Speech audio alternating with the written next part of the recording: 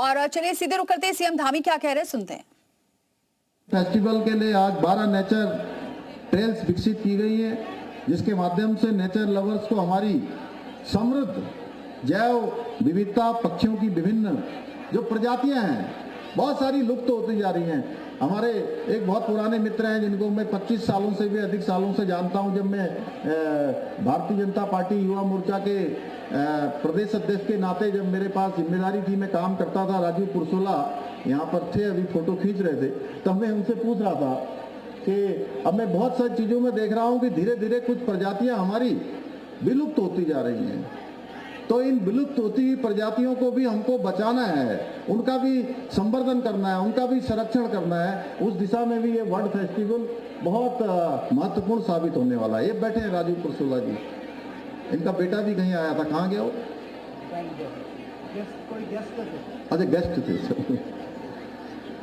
मुझे पूरा विश्वास है कि ये बर्ड फेस्टिवल कोटद्वार क्षेत्र की जो हमारी बहुत समृद्ध जैव विविधता है, यहाँ की जो विशिष्टताएं हैं, जो यहाँ के अनेक हमारे स्थान हैं, जो ऐतिहासिक महत्व के धरोहर है हमारी, उन सभी को एक व्यापक पहचान दिलाने में बहुत सफल रहेगा और इस क्षेत्र को ग्लोबल वर्ल्ड वॉचिंग डेस्टिनेशन के रूप में स्थापित करने में बहुत महत्वपूर्ण भूमिका निभाएगा।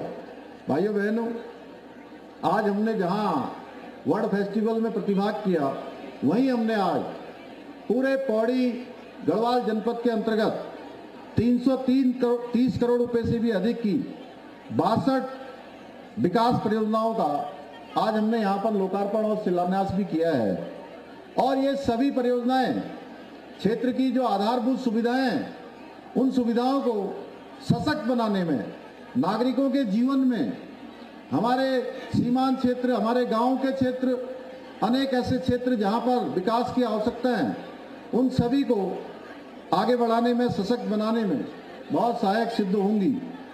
भाइयों बहनों, हमारा राज्य जैव विविधता और वन संपदा की दृष्टि से देश के सबसे समृद्ध राज्यों में से एक है।